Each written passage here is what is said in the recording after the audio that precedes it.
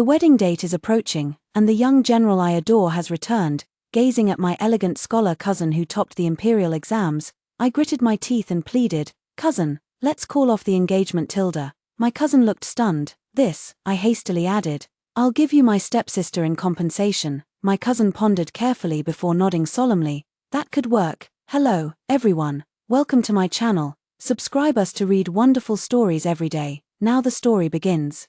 At the top scholars' banquet, I was holding my half-sister's little hand as we walked past the small pond in the backyard. Before we could react, splash, a tremendous sound erupted as both my half-sister and I tumbled into the water. The summer heat made the pond water feel not too cold. The pond wasn't deep, but the mud was so thick that one step would suck a person in, making it impossible to break free. I cried out in terror, "Help, save me." The maids accompanying me were terrified and rushed off to find help.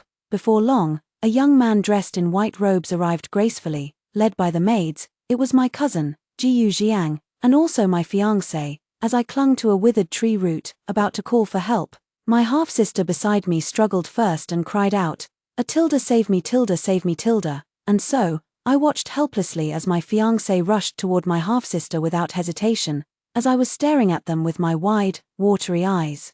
A maid's scream came from the shore. I turned my head just in time to see a dark figure hurtling toward me. Splashes erupted everywhere. My once clean little face was instantly speckled with mud, absolutely filthy. "Yunfu, Tilda, I'm coming, Tilda asterisk gurgle asterisk Tilda, I'll save Tilda asterisk gurgle asterisk Tilda." Good heavens, the famously renowned young General Pei Yu actually couldn't swim.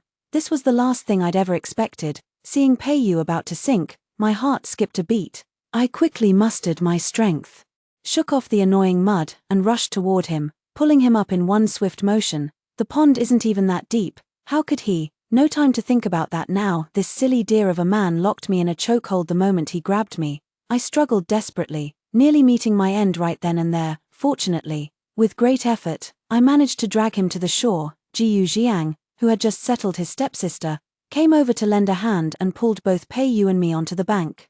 By the time my parents and the other guests arrived at the scene, they were met with an utterly bizarre sight on the shore. Pei Yu lay half-conscious with his head resting in my lap, while I, drenched and panting heavily, looked as disheveled as a drowned ghost. Things weren't much better on the other side. My half-sister had just opened her almond-shaped eyes, pouted her little mouth, and was clinging to my fiancé Jiyu Jiang while sobbing pitifully. She wailed loudly, "Cousin Jiang, thank goodness you're here, otherwise I would have been done for." Jiyu Jiang was a scholar, rather wooden and dull, but he still understood the boundaries between men and women. His expression became complicated for a moment. I squeezed out a few tears and weakly raised my delicate, boneless jade-like arm, pointing at him accusingly. "Cousin Jiang, I'm your fiancé. How could you save Yunrong first instead of me?" My voice choked with sobs as I spoke, utterly aggrieved.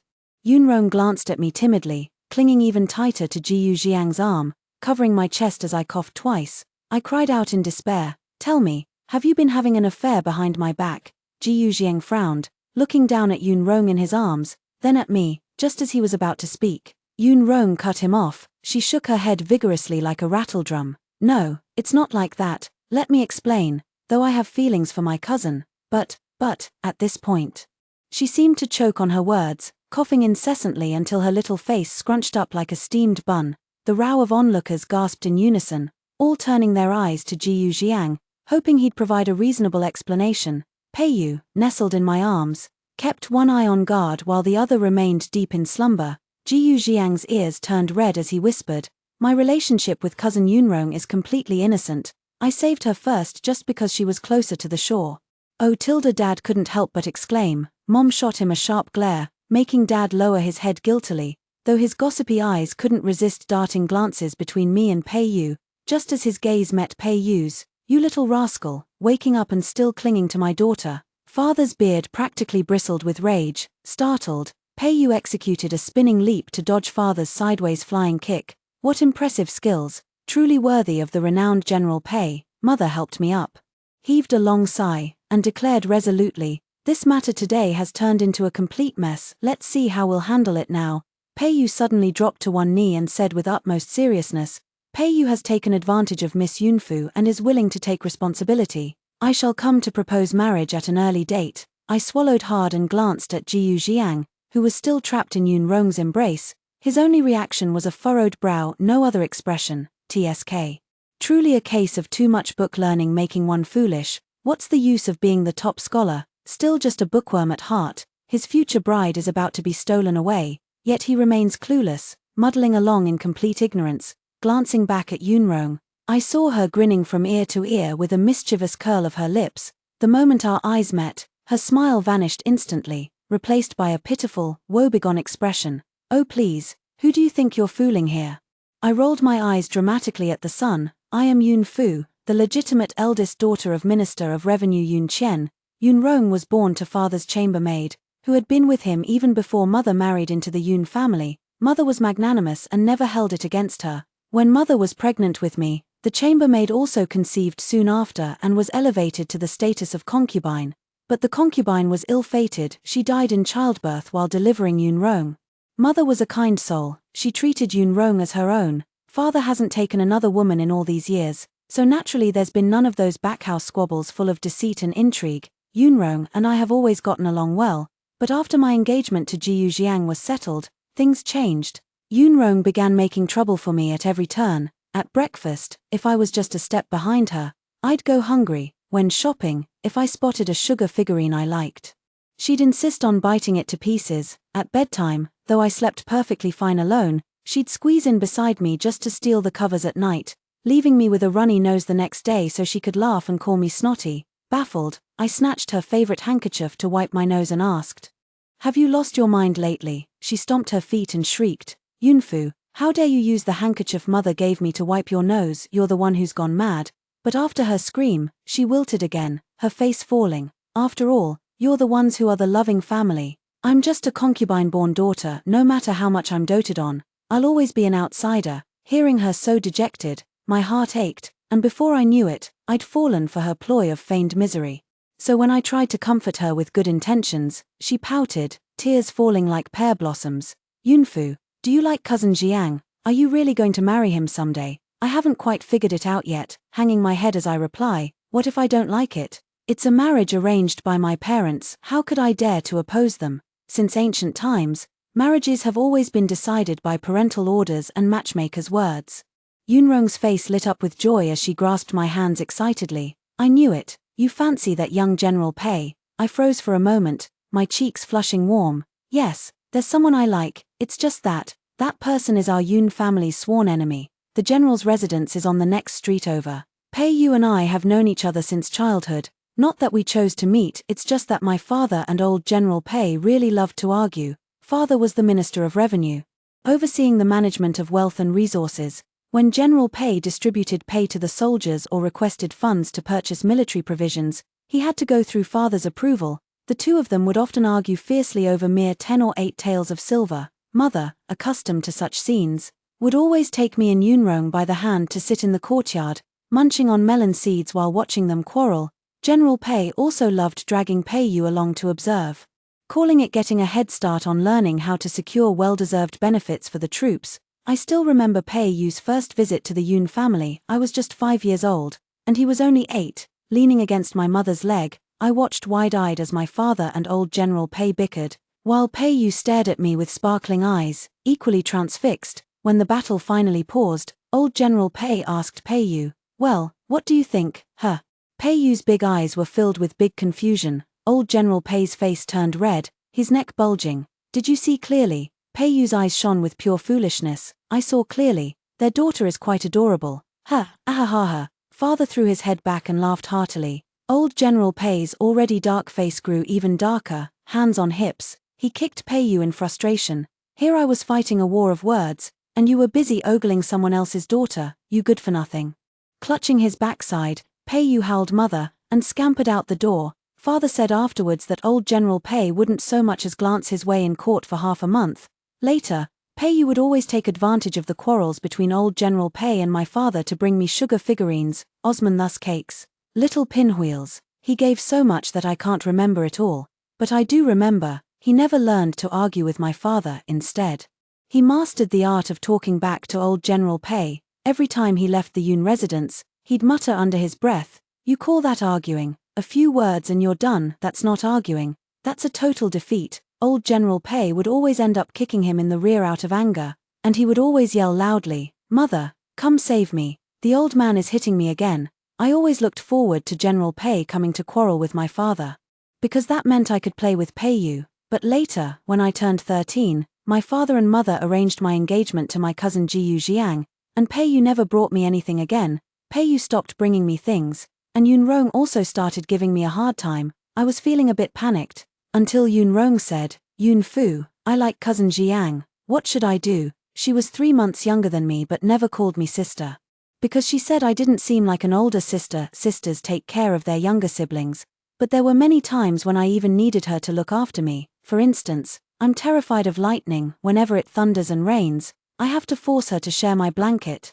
Or take how I fall sick more easily than her. Every seasonal change requires her reminders to dress warmly. But this time, I wanted her to call me big sister just once, because I wanted to take care of her for once. Reluctantly, she called me big sister, so I raised 3 fingers and swore with a hand on my chest, "Don't worry, I'll find a way to match you with cousin Jiang." She poked her fingers together awkwardly and said, "But I don't want to be the second wife either." I was left speechless. After making a constipated face, she sighed and said, "But if the first wife is you, it wouldn't be so hard to accept. I believe the 3 of us could live very happily together." The corner of my mouth twitched as I replied indifferently, "Thanks, but no thanks. My fiancé is Jiyu Jiang, but I don't like him. He's handsome and gentle as jade, the dream lover in many people's eyes. Take Yunrong, for example. But in my eyes, he was dull and sluggish. Nothing more than a bookworm who only knew how to study. His sole ambition was to pass the imperial exams and bring glory to his ancestors.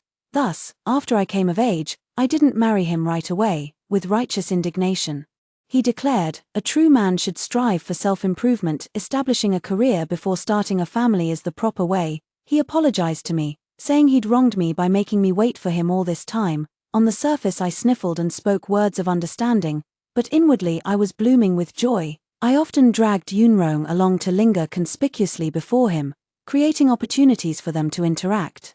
But Jiyu Jiang was truly a bookworm. His eyes saw nothing but those tattered volumes he kept thumbing through. He completely ignored the existence of both me and Yunrong. How extreme was it? Would you believe it? Once, I had Yunrong bring him tea to his study on my behalf. Several days later, he sent a folding fan to the Yun family, saying, "Thank you, cousin Yunfu, for the tea that day." I was dumbfounded and told him, that was a gift from Yunrong. He froze for a moment, then grinned sheepishly.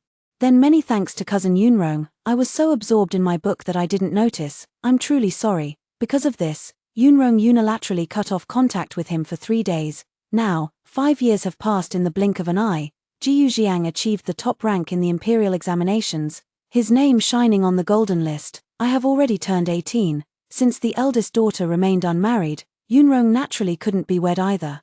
Our parents felt guilty toward Yunrong over this and arranged several matchmaking meetings for her, saying they could first settle her engagement so she could marry alongside me when the time came. As I exchanged glances with Yunrong, a plan formed in my mind. I thought, if she goes to meet Pei, we could stage a case of wrong bridal sedan but right groom. Wouldn't that be perfect? But alas, the moment father heard Yunrong had taken a liking to Pei, his beard bristled with rage. With a dark expression, he declared, "No, absolutely not." Well, that's that. The Pei and Yun families are sworn enemies. After all, I'm starting to feel uneasy too, given father's current stance. Even if I break off the engagement with Jiyu Jiang, it'll likely be difficult for me to marry Pei. As for Pei, ever since my engagement with Jiyu Jiang was settled, he was sent to the northwest by old General Pei to guard the frontier. They said it was to temper his willpower, so he wouldn't lose his fighting spirit just because he was born in peaceful times. Over the years, I never knew how he was doing, nor whether there was a girl he fancied. Half a month before the top scholars' banquet was to be held, Pei returned. My heart swelled with excitement, and I dragged Yunrong to the city gates to see him. The little boy I once knew had grown into a man. His skin had darkened considerably, yet it couldn't obscure his striking features. The armor looked cumbersome, but when he wore it, his upright demeanor made him appear exceptionally handsome. Yunrong, holding my hand with one hand and pointing at Pei with the other, was even more excited than me. "Ulolo Tilda is looking over here." Pei and I exchanged a distant glance, and my face flushed with shyness. "Yunrong, what's wrong?" "Me. My heart is pounding like a little deer running wild." "Oh no, I'm completely head over heels in love. Yunrong, with teary eyes, held my hand excitedly.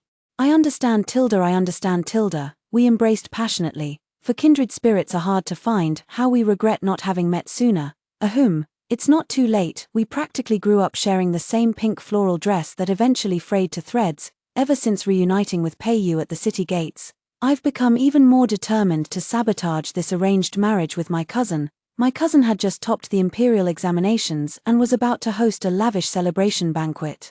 My half-sister and I locked ourselves in my room, whispering strategies for a full day and night until we finally hatched a plan. After the top scholars banquet, the wedding date for Jiyu Jiang and me was to be set. This operation must succeed, failure is not an option. To ensure the plan's success at the banquet, I stayed up all night pouring my heart out onto a sheet of rice paper the size of a steamed bun. I then rolled it into a scroll, stuffed it into a bamboo tube, stole my mother's little white pigeon, and stealthily slipped outside the Pei family's courtyard. Taking a deep breath, I tossed the pigeon inside. A sudden ouch told me I'd hit Peiyu right on the head. What a coincidence, isn't it? Immediately, Peiyu leaped onto the wall and, with a single jump, cornered me in the alley's dead end. Still clutching the little white pigeon trussed up like a rice dumpling, the pigeon cooed pitifully, coo coo coo Tilda. I pouted. I only tied it up because I was afraid it might run away. If you ask what purpose it serves, well, it's purely for aesthetic reasons. Peiyu narrowed his eyes, then opened the bamboo tube right in front of me, reading aloud each character written on the rice paper. Green, green the robe you wear, long, long for you my care, for you I pine, and now I sigh. Yes, I had copied a few lines from the asterisk book of songs asterisk to express my admiration. Nothing. It's just that my little brain couldn't come up with anything else, so I had to copy homework. This was actually taught to me by Yunrong, she said. That's exactly how I do it. The only pity is, though she copied the book of songs for her cousin countless times, she still couldn't awaken that blockhead to any moment of enlightenment. Stop reciting already. Don't I have any dignity to maintain? At first, I didn't think much of it, but being face to face like this, so mushy, really made me cringe hard. It was just too embarrassing. These educated folks really know how to play. I could never do that. Peiyu, however, remained completely serious. Miss Yunfu wrote me this love poem. How come I'm not the one blushing? But Miss Yunfu is the shy one. I stammered for a moment before finally throwing caution to the wind and stiffening my neck to ask him, so will you accept it or not? An awkward expression flickered across his face as he propped one hand against the wall, planted the other on his hip, and tilted his head at a 45-degree angle to gaze skyward. That razor-sharp jawline made me want to stab him right then and there. Just as I was about to erupt like a volcano, he looked at me with melancholy and said dejectedly, "But you're already engaged. What we're doing is immoral." I blinked and explained the plan between me and Yunrong to him. He was so shocked that he threw a series of punches, let out a ha, and exclaimed excitedly, "You all are simply audacious to the extreme." Thinking he disagreed, I began to feel a pang of sadness, only to see his smile gradually turn twisted as he said excitedly, Tilda, that suits me just fine. We hit it off immediately. Everything is ready except for the east wind." At the top scholars banquet, while everyone was drinking and singing in high spirits, Yunrong and I quietly slipped away. Sneaking off with two personal maids, we furtively made our way to the small pond, glanced at the sun shining overhead, and wore expressions of determination. Yunrong patted my hand with a look of grim determination. "My dear sister, take care." The corner of my mouth twitched. "That pond is at most shoulder deep." After whispering back and forth for a while, we took advantage of the two maids lowering their heads to count ants by holding hands and jumping into the pond together. I'd already made arrangements with Peiyu. He was observing from the shadows and would surely do everything possible to have Jiyu Jiang come to the rescue first. Then he'd rush in to save me at the same time. Everything went according to plan. The only unexpected hiccup was Peiyu's inability to swim, which came as quite a shock. Though to be fair, given the arid northwest where he grew up, it's understandable he'd be a landlubber. A woman's virtue is of utmost importance, how could it be otherwise? Under the watchful eyes of the crowd, I embraced Peiyu while Jiyu Jiang held Yunrong in his arms. Of course, there was no way to explain it clearly, so, both Yunrong and I burst into tears, each trying to outdo the other in our acting. Wiping at the stubborn tears that refused to fall, I simply covered my face and wailed, "Woo-woo Tilda, after something like this has happened, how can I possibly face the world with any dignity left?" Yunrong's eyes were red, her little mouth pouting pitifully. "If sister won't live, Then I don't want to live either. The surrounding onlookers gasped in shock. Pei continued his marriage proposal. Lord Yun, please let me marry Miss Yun Fu. I'll treat her well. Father's face turned livid, but he remained silent. I pinched my thigh and cried even harder, this time with actual tears streaming down. It hurt. Mother clicked her tongue several times, finally muttering a few words about what a sin. Then she shooed away all the onlookers and took Yunrong and me to change into clean clothes. After freshening up, we all sat in the main hall to discuss how to resolve the matter. I sniffled and raised my hand to speak. I have a good idea. All eyes turned to me. It was quite intimidating. Taking a deep breath, I bowed to Jiyu Jiang and stammered, "Cousin, my innocence has been utterly ruined by Pei Yu. There's no way I can marry you now, Pei Yu," I continued, "so, let's call off the engagement." Jiyu Jiang frowned, clearly taken aback. He glanced at Yunrong and said, "Actually, I don't really care about outsiders' opinions, but it's hard on my two cousins. Cousin Yunfu has been devoted to me. Calling off the engagement would truly break your heart. How about, what's not as good? Does he really think he can eat 2 pots of rice by himself? Let him stuff himself to death then. And another thing, who's deeply in love with him, not just a bookworm, but a narcissist too." Pei Yu was the first to shut him up. "It's decided. I'll marry Yun Fu. You marry Yunrong, everyone's happy." Father immediately hurled a teacup at him, cursing loudly. "Decide my ass. How is this decided, huh?" Mother remained expressionless, perfunctorily saying, calm down. As everyone stood at an impasse, I shot Yunrong a look. "Say something, will you?" Only then did Yunrong's delicate frame go limp as she collapsed against Jiyu Jiang. Alas, Jiyu Jiang instinctively dodged, saving his own skin while Yunrong took a nasty spill. Poor thing. Yunrong was genuinely aggrieved and began wailing dramatically. Woe is Yunrong, motherless since childhood, and now despised as an adult. Better end it all and join my dear departed mother. Her sing-song lament instantly drew everyone in the room into her tragic tale. I could almost hear the mournful strains of a peeper echoing in my ears. Her mother's heart softened, and she quickly helped her up, saying tenderly, "Don't cry, Ronga, mother will stand up for you." Then, she glared at her father and declared, "It's decided, Fua will marry Pei Yu, and Ronga will marry Jiang." Her father stammered, "Tis, this could work too." Such double standards, the same words, spoken by different people, lead to entirely different treatment.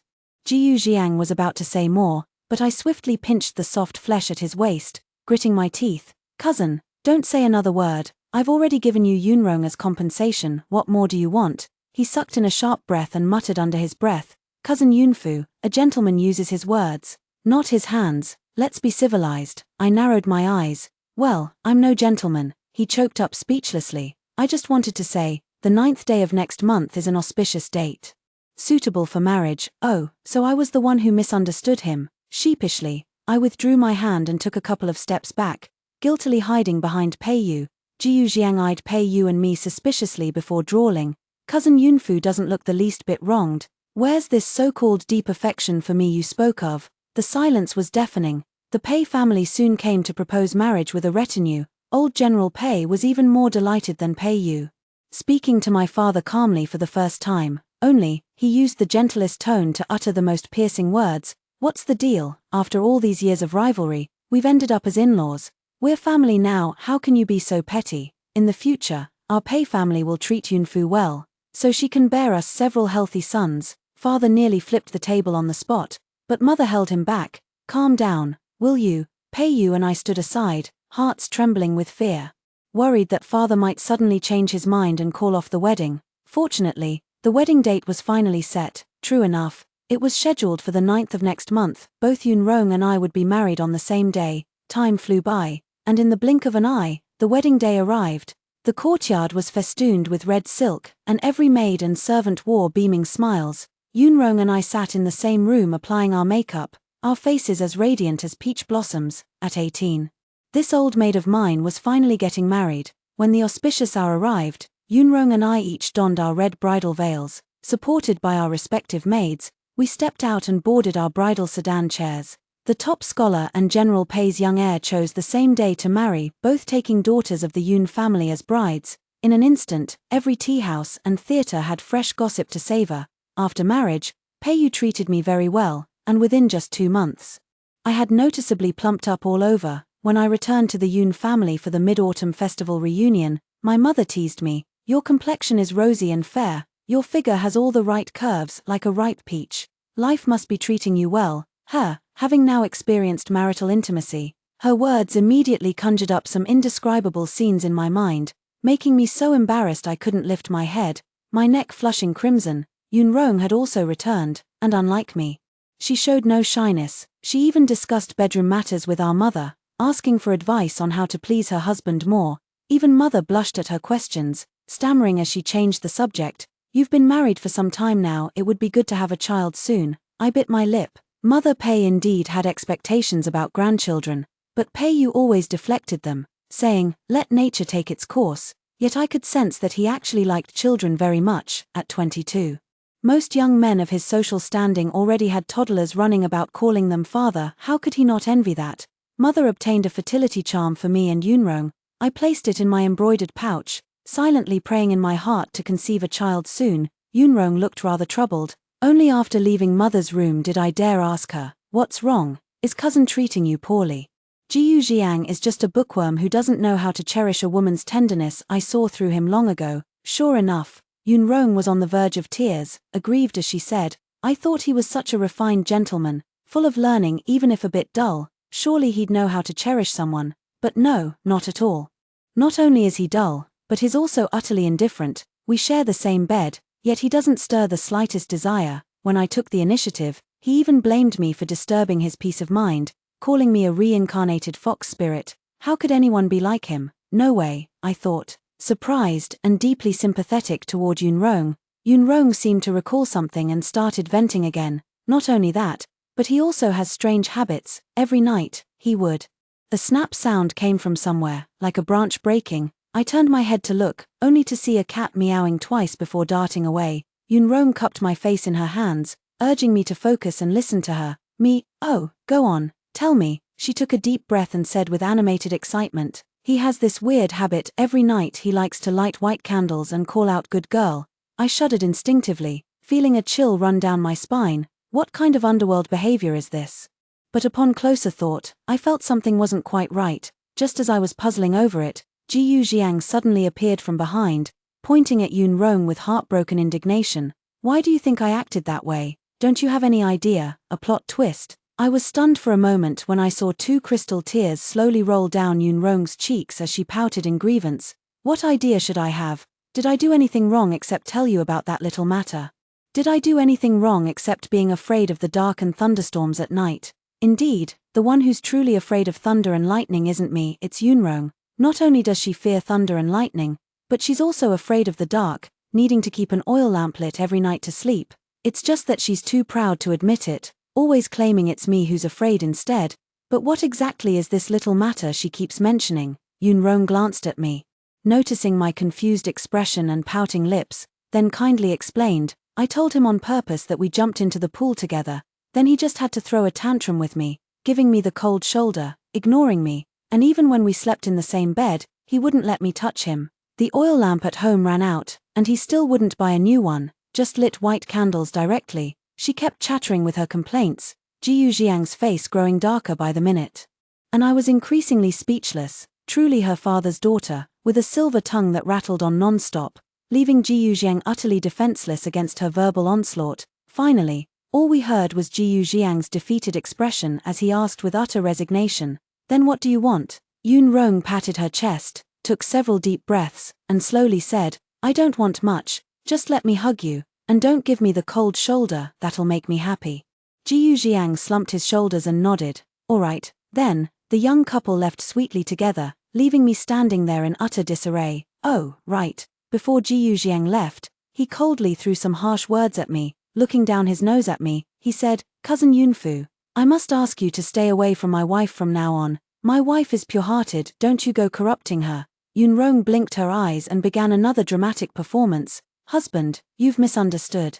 Don't blame elder sister, it was my choice to serve her. If I hadn't restrained myself, I would have stepped forward and kicked each of them.